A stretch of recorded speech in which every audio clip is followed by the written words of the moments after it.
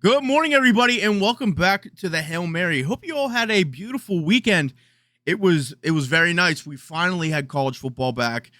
I loved it. The only problem is if you watch my latest episode of the Hail Mary, you saw my my predictions for the college football playoff and Kansas State. The fuck you doing? How we losing to Iowa State? Which that's a whole another thing. One thing that, listen, I'm already getting into a rant right now. Why the hell do we open up college football every single year in a different country? Don't understand that whatsoever. It makes zero sense to me.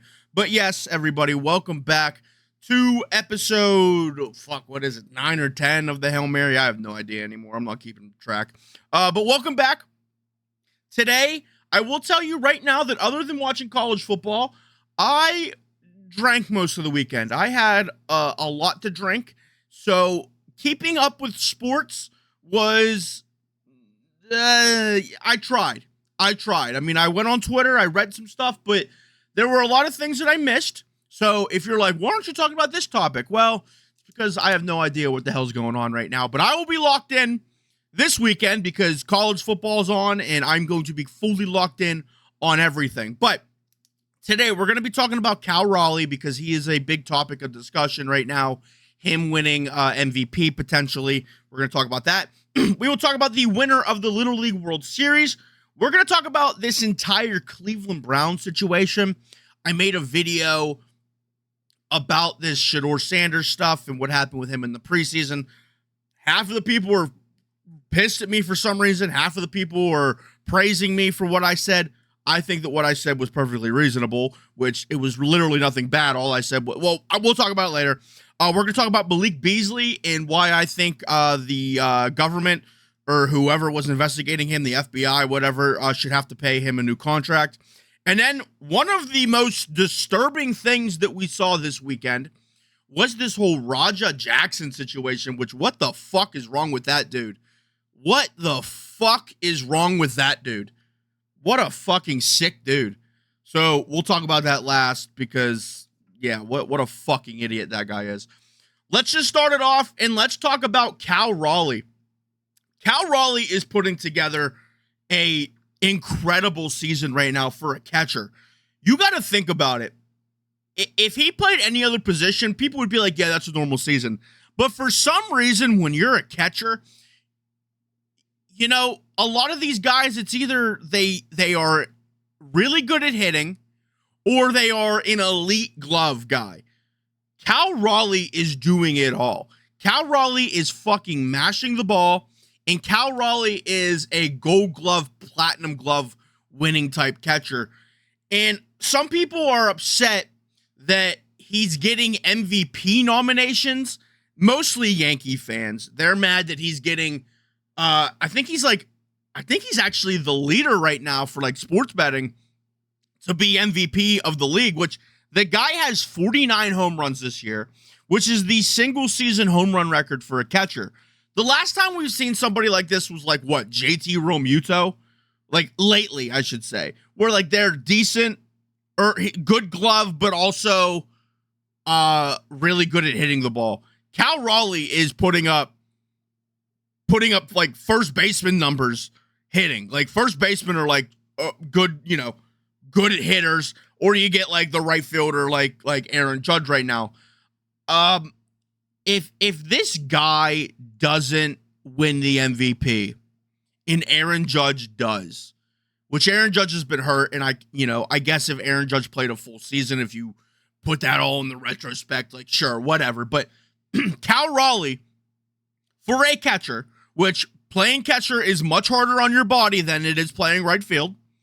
Cal Raleigh doesn't play at Yankee Stadium, which is a Little League stadium. Now, I'm not saying Aaron Judge can't hit the ball anywhere, but it's a little bit easier to hit a home run at Yankee Stadium than it is in Seattle. 49 home runs, single season home run record for a catcher. Crazy defensive value as well. The one thing is that it says here that his OPS is under 950. Only 7 of the last AL MVPs didn't have an OPS over 950. But he has been incredible all year. I feel like every time you load up social media, all you're seeing is just him hitting another home run. And it's just constant. I believe this guy fully deserves to win MVP. And voters now, again, so right now it's like, do we vote for this guy because he's been doing it all year? But Aaron Judge, if he was healthy all year, he would have the same type numbers. Voters right now are choosing between a catcher dominating and then like the elite leading metrics that Aaron Judge has if you put him in a full season. I don't know. I think that right now Cal Raleigh deserves to win the MVP. I really do. Some fans are even saying that you should give it to Cal Raleigh because giving it to Aaron Judge would be boring. That is the stupidest argument I've ever heard. If you earn it, you earn it. I don't care if it's boring or not. I hate that when sports leagues sometimes like you could argue that LeBron should win. LeBron could have won MVP every single year, but they gave it to other guys because it's like, let's change it up. I don't believe that fully, but who knows? The NBA has been known to do some nefarious things. Allegedly, this whole draft lottery was possibly rigged. Who knows? I'm not accusing them of anything. I'm just saying it's a possibility. But Cal Raleigh, in my opinion, should win MVP this year. I'm not a Yankee hater. I'm going to have people be like, you fucking hate the Yankees. You're a fucking pussy. You fucking hate the Yankees, you fucking bum. Listen, I'm a Pittsburgh Pirate fan. I don't give a shit what really happens in the MLB. I just want my team to not be last in the MLB every single year. But I think Cal Raleigh should win MVP. What do you guys think? If you have an argument that Aaron Judge should win, I'm not going to tell you that you're an idiot for that. I can see why he should win it. But if you can't see the other side as to why Cal Raleigh can't win it, you are closed-minded and you are like talking to a brick wall. Cal Raleigh has been mashing the ball all year. He puts up elite defensive numbers. Aaron Judge hasn't played all year. He plays at an easier stadium, in quote, because I'm going to get people pissed at me for that. He plays an easier position. I'll also get people pissed at me for that. Cal Raleigh has been doing it all year, especially ever since the All-Star break. Dude is fucking nuts, and yeah. So Cal Raleigh should win MVP, in my opinion. That's that. I'm done talking about it. Let's move on to even more baseball. Chinese Taipei has won the Little League World Series. They beat Nevada. So Chinese Taipei went 5-0, and it culminated in a 7-0 finals blowout over Summerlin South, Nevada. So Chinese Taipei, they are the first non-U.S. winner to win the Little League World Series since 2017. The first Taipei winner since 1996. Sorry, I burped there. Thought I was going to throw up. This is the 18th Little League World Series title for Taiwan.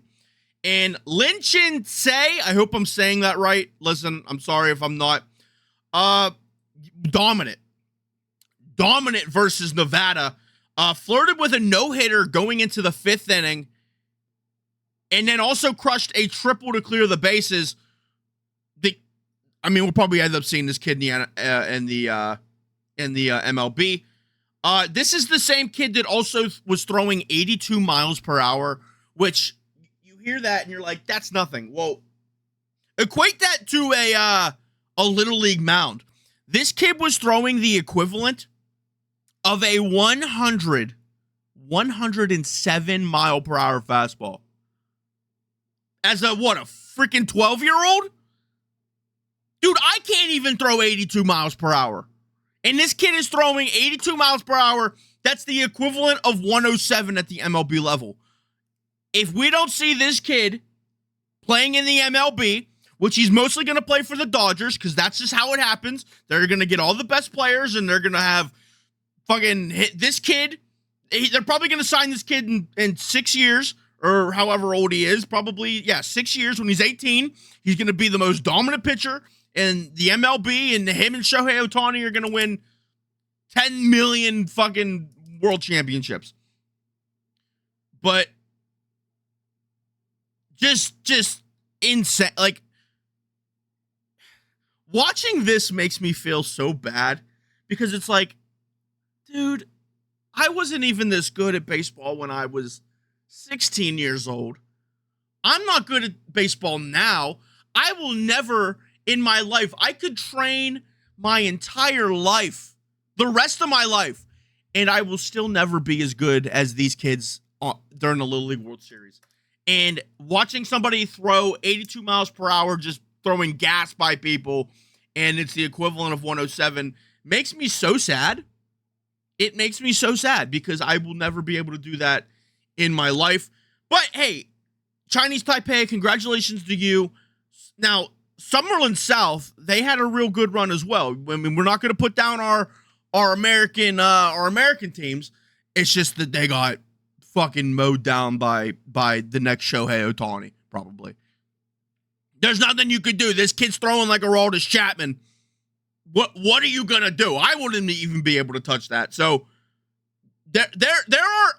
listen, I guarantee you that if you put this kid up against the Pittsburgh Pirates on a Little League mound, he's striking out half of them, and the other half are probably grounding out. Well, that's just because the Pirates suck. But absolutely insane. Congratulations to Chinese Taipei. I don't really have much else to say about that. I just want to say congratulations to them because, again, what's the kid's name? Lin Chinsei. Again, I really hope I'm saying that right, but incredible. Absolutely incredible. Let's move on and talk about football because that's what I know best. Listen, I like baseball, but I know football best. This whole Cleveland Browns quarterback situation, somebody has to get fired. Somebody. It either has to be Andrew Berry, it either has to be Kevin Stefanski, or it has to be the owner has to sell the team. What the hell are they doing? So everybody's all up in arms right now about this whole Shedeur Sanders situation in the preseason. If you missed it, Shedeur Sanders took like a 24-yard sack, which I made a video talking about how, all right, let's restart. Shedeur Sanders gave up a 24-yard sack, and it was under his own volition. Listen, people were blaming Kevin Stefanski because they're like, whoa, he's playing with third and fourth string offensive linemen. No fucking dip he is. That's what the preseason's for. He is the third string quarterback, so he's going to be playing with third and fourth string linemen. I don't know what you want. What else you want? You want him to be playing with the ones all game? Like, that is the dumbest thing I've ever heard. It's just these Shedeur fanboys. And if you watch the clip of what happened to Shedeur Sanders on that play where he took a 24-yard sack, the pass protection, sure, it wasn't fucking Joe Thomas level pass protection. I don't know what they're expecting. But if Shedeur Sanders would have just stepped up in the pocket, because the edge rusher was getting the edge, which is his job, and the tackle got beat, sure. But Shedeur Sanders kept drifting back. If he stepped up in the pocket, the tackle would have been able to keep with the edge rusher, and Shedeur could have stepped up in the pocket and just threw the ball away. But everybody's like, no, he had to make a play because nobody's open downfield. Not everyone's going to be open downfield in the NFL. So these people who are these Shedeur Sanders fanboys, which I don't hate Shedeur Sanders, I don't really care for Shedeur Sanders. But the fact that you can't see simple football where all he had to do was step up in the pocket, and you're like, nope, it's Kevin Stefanski's fault because Kevin Stefanski was giving Dylan Gabriel all the easy short routes and making Shedeur Sanders have to watch a play develop down the field, and he's doing it with third and fourth string linemen. It's like, buddy, no fucking shit. That's why, because he's playing with third and fourth string linemen. So yes, sure, they're not going to give him Hall of Fame level protection, but you also have to have the wherewithal that this is not college anymore. You can't just bail out of a play. I watched this for multiple years with Kenny Pickett, that the pocket would start to collapse out, and he would try to roll out. Just step up. If the pocket collapsed on Tom Brady, what did he do? He would step up in the pocket and find somebody open. And if it wasn't there, you take your check down. And if that's not there, you run or you throw the ball away. And these comments on TikTok, it's mostly TikTok. These people are crazy. They're like, you don't know what you're talking about. The linemen were terrible. What the fuck do you expect? I mean, seriously. Shedeur has legs, so why can't he have the wherewithal to step up in the pocket and then take off? If nobody's open downfield, that pretty much means that you can take off. I mean, not all the time. Sometimes you got spies on you and such. But come on now.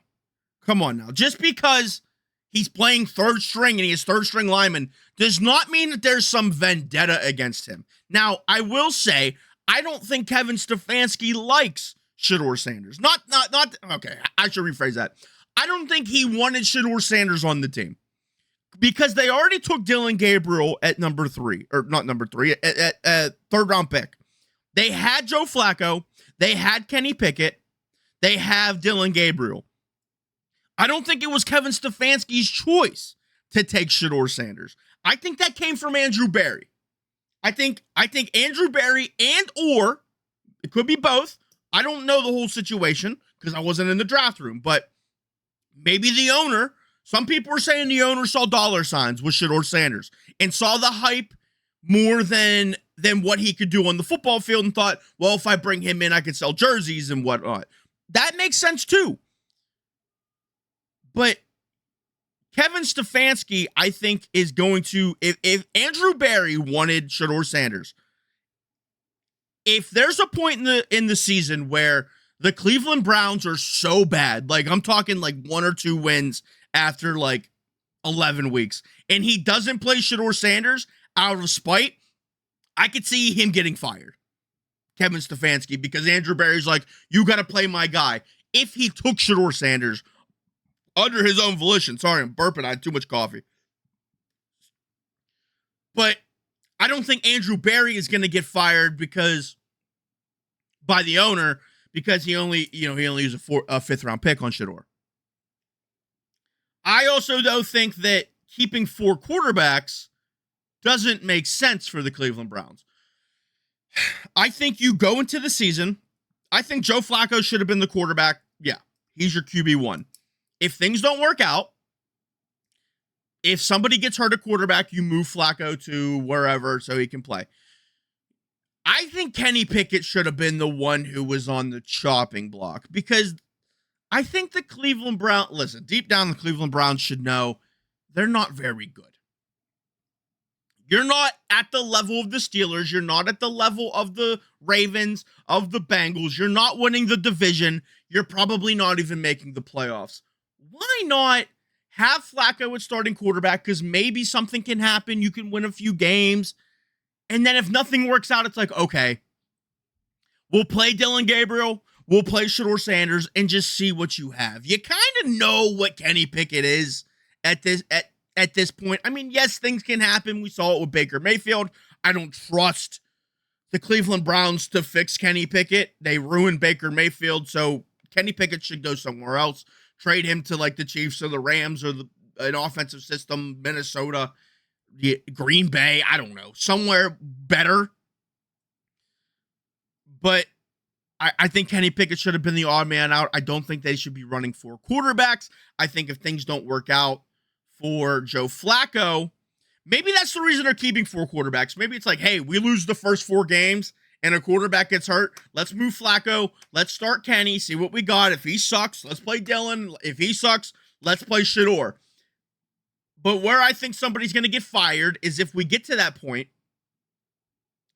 and Shedeur's not being played, Andrew Berry's going to get mad and Kevin Stefanski fire him, and then then the Cleveland Browns are going to blow it up all over again. And then at the end of the day, sorry, I hit my mic on my table. At the end of the day, you still have, what's his face? Deshaun Watson sitting there collecting his $75 million a year to not do shit, which is crazy because if they cut him, if they cut him, they have to pay like $113 million in dead cap. It's just nuts. But there have been a lot of people that are saying, mostly Skip Bayless, that say that Shedeur Sanders should be free from the Browns. I don't hate that. Like if they would have cut him and he went to an offensive system, I don't hate it because I trust that Shedeur can be a backup in this league right now, based off what we're seeing. Everybody who thinks that he should be thrust into the starting role has no fucking idea what they're talking about, and they're just a fanboy. But could he go into an offensive system and be a backup, even a third stringer? Sure. But right now he is not a starter whatsoever. And the Cleveland Browns are his best bet to be his starting quarterback, but they won't do the right thing with him for sure.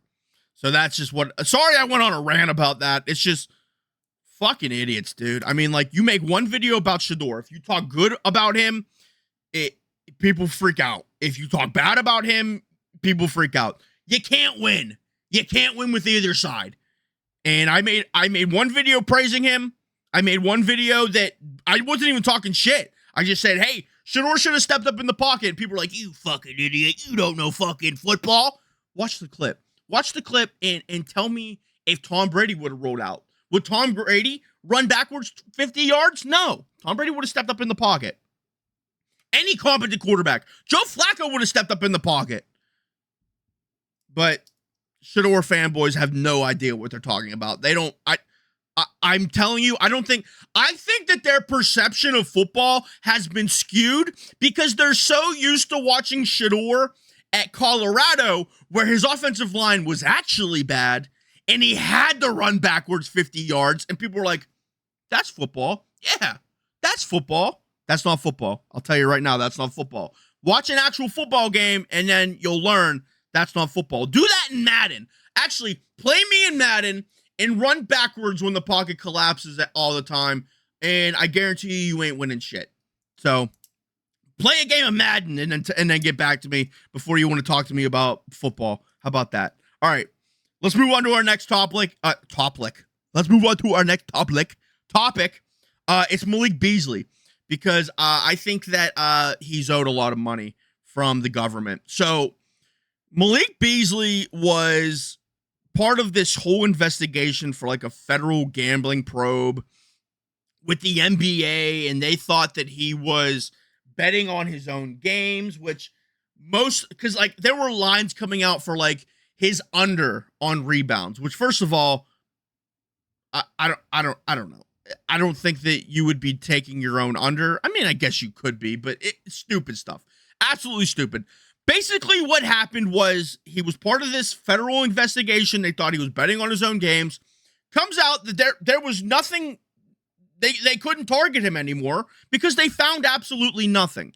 And the issue is he was able to make like $42 million this year because he had a good season. So, yeah, the Pistons pulled out of a $42 million deal because of this whole federal investigation thing. He was able to make a pretty penny. And because of this, he wasn't able to be signed. He was under investigation. And this has catastrophic consequences for him because most teams now, other than I believe the Knicks or Brooklyn, I think it's the Nets, can afford him because free agency's over. None of these teams now have money to give him, and he was able to get paid. But because of this whole federal investigation against him that came out to be absolutely nothing, he's not getting paid anything.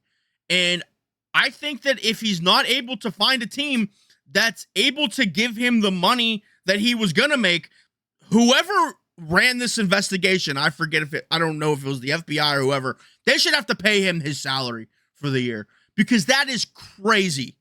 I understand that it's an investigation, but that should not hinder him from signing somewhere. Like, there should be an opt-out clause then. Like, there should be something with this where it's like, hey, we want to sign Malik Beasley, but the NBA and whoever is running this investigation should give a temporary, like, cap exception where it's like, hey, you can sign him. The number will be on the books if he is cleared.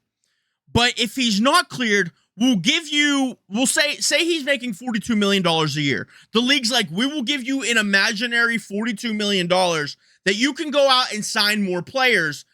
But if Malik Beasley is found not guilty or whatever in this, those players you signed from that imaginary cap, you can't have it.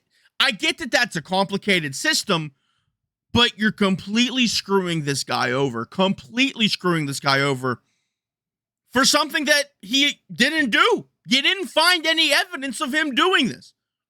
And you completely screwed him, and somebody owes him money.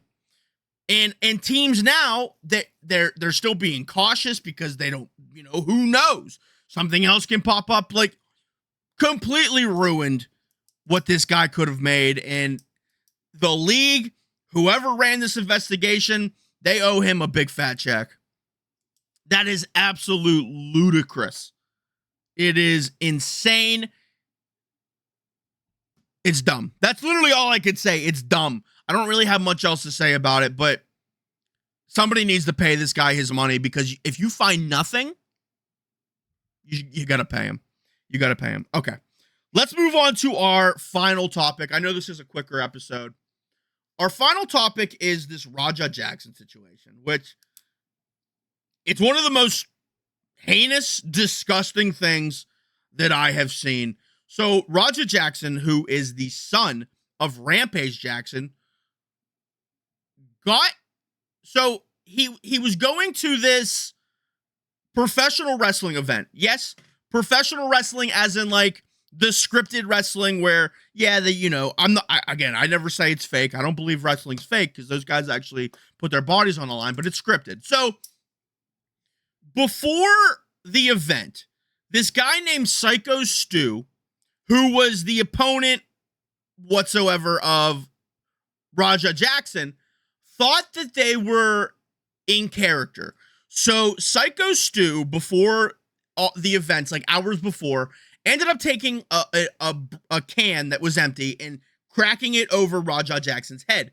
But he thought that he was trying to build the storyline before the match even happened. He was staying in character, and he thought that Raja Jackson was a professional wrestler and would understand that, hey, this is what we do. Because he saw the camera, he thought that he was just filming for the storyline purposes. After that happened, he found out that Raja Jackson was not a professional wrestler and didn't know what was going on because he was pissed about it. He apologized to him. He's like, hey, I thought that this was a work. I'm sorry. Like, no hard feelings. Like, are we cool? Raja Jackson said they were cool. Fine. The match goes on, and Jackson is supposed to go into the ring, body slam Psycho Stu, land like a fake punch, and then be dragged off. Well, he's streaming all this on Kick, and he's in his microphone going, I'm going to get this guy. And people don't know whether, like, he's like legitimately pissed off, but it's also like, oh, maybe he's building up the storyline, He gets into the ring, body slams Psycho Stu like he's supposed to, lands a punch, knocks him out, and then proceeds to punch him upwards of like 24 times. Legit punches. I mean, this kid should be in prison. People thought that this Psycho Stu guy was legitimately dead. He wasn't moving. And the way he was talking into his microphone before it happened, it's 100% premeditated. Like, he was like, I'm going to get this guy. Like, so it was a premeditated thing. And then afterwards, he leaves, which, first of all, you should call your lawyer. He left and was talking on Kick like, nobody calls me a fucking bitch. Like, I'm going to prove to everybody. This was the biggest bitch move you could have done. Like, the guy apologized to you. You said, okay, like, it's cool. And then proceed to punch this dude in the face over 20 times, leaving him in stable but critical condition. Apparently, he was choking on his own teeth and blood. You are the biggest fucking bitch in the world. Even Rampage Jackson came out and was like, yeah, this is selfish. It's irresponsible. But then he also was like, oh, well, he got a concussion prior to this. Guess what, buddy? I've had 4 concussions and I've never once done anything like this. So get a hold of your son, because this is a huge bitch move on his part. It is. He was banned from Kick from this, and he should be in jail. He really should. It's premeditative attempted murder. It really is.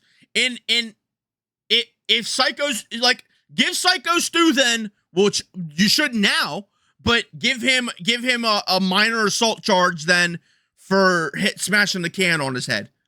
Fine. If I was Psycho Stu and I was up and walking, I'd be like, sure, I'll take my minor assault charge for what I did, thinking that we're in character, if you throw this guy in prison for what he did to me. It's one of the most disgusting things. The kid should be in jail. Like,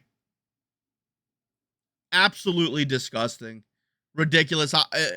Pull up the video for yourself, but I'll let you know that it's... I'll let you know again, and I'm going to say it. Rajah Jackson's a huge bitch. He's a pussy. I'll say that too. Fucking ridiculous. I can't believe you would do something like that.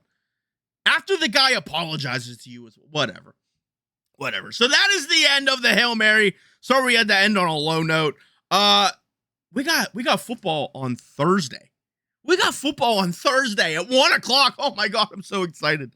I am so happy. I could just chill. You know, I'm doing renovations upstairs. I might put a TV up there as I'm painting and just watch college football. I am so freaking stoked. Another thing I'm stoked about, college football this weekend. I might retire from gambling because I went 3-0. 3-0, baby. It's what we do. So if you want my exclusive picks that are absolutely free, I get 2 exclusive picks to people who sign up for my newsletter. I will put that in the description. I send it out every Friday before games. So I'm going to give you my best bet for college football and my best bet for the NFL. Completely free. All you have to do is sign up for my free newsletter. So yes, thank you to everybody who listened to this. Be sure to follow us. TikTok, Instagram, Facebook, Snapchat, YouTube Shorts. We're everywhere. If you're listening to this on YouTube, rate us 5 stars on Spotify. And if you're listening to this on Spotify, check us out over on YouTube. If you're watching on YouTube, hit the thumbs up button, hit the subscribe button, and that bell notification. Hope you all have a beautiful day. This actually went just as long as I wanted it to. Mostly because I ranted about the whole Shedeur Sanders thing. So have a beautiful day, everybody. Thank you so much. I will see you all on Friday. And yeah, peace out. Have a beautiful week.